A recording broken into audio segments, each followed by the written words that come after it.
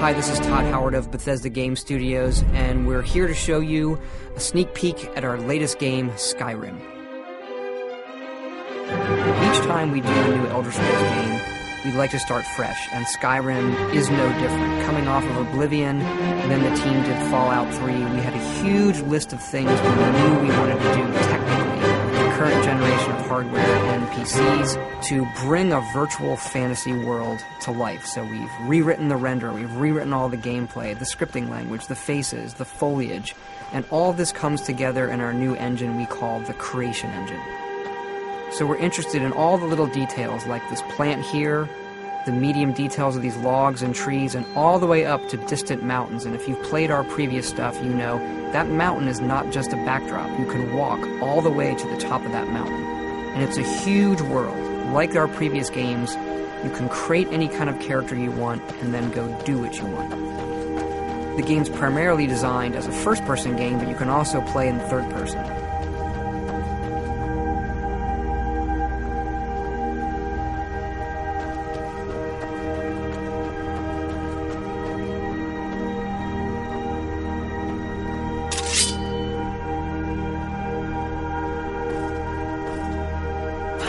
Our big motto for Skyrim is, you are who you play. So whatever you have in your hands, or whatever you're using, you're going to get better at, and then you're going to level up. The right trigger does your right hand, and the left trigger does your left hand.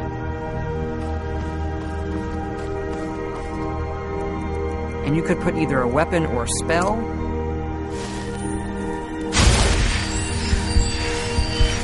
You can also dual-wield spells. What's really cool here is, if you put the same spell in both hands and pull both triggers, you can get a bigger, more powerful version of that spell.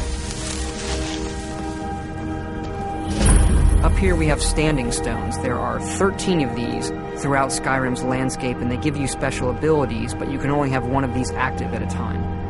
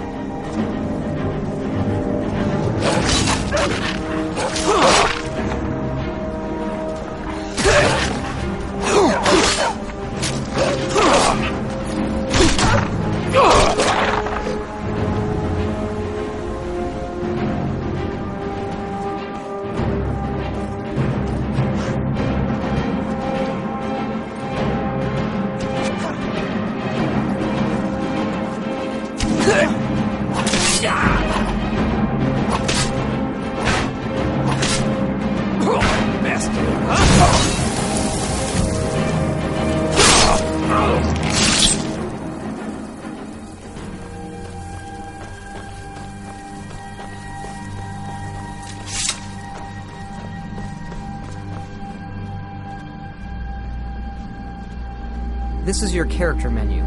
Here you can see all your items, not just what they do stat-wise, but also what they look like. Each of the thousands of objects you can find can be zoomed in, rotated, and looked at in high detail.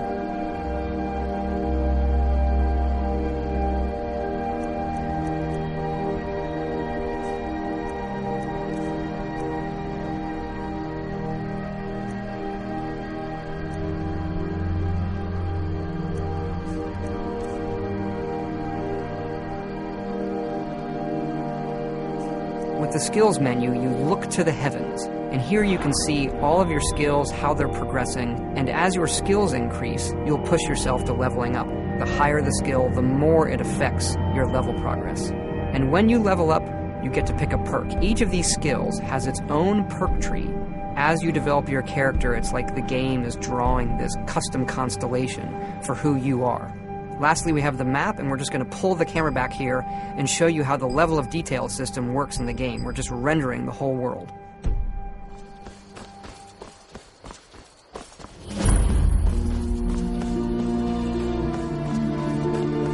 dragon! I saw a dragon! What? What is it now, Mother?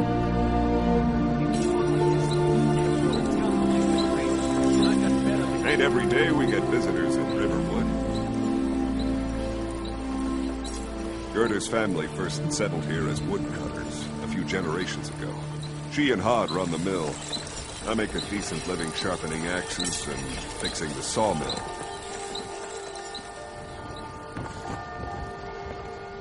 Here for work? Get an axe. And bring me all the wood you can chop.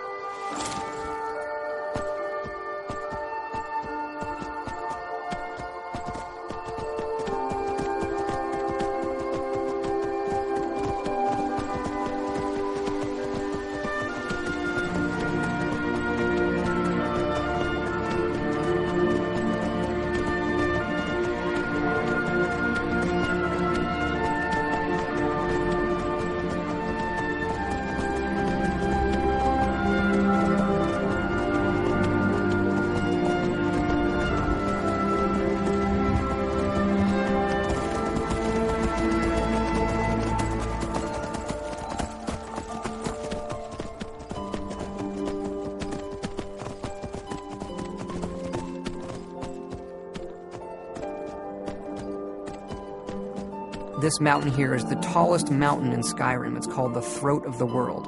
It is home to the Greybeards, who are masters of the voice. The voice is the ability to use the language of dragons and form these magical shouts. And this is a power that you will learn throughout Skyrim's main quest.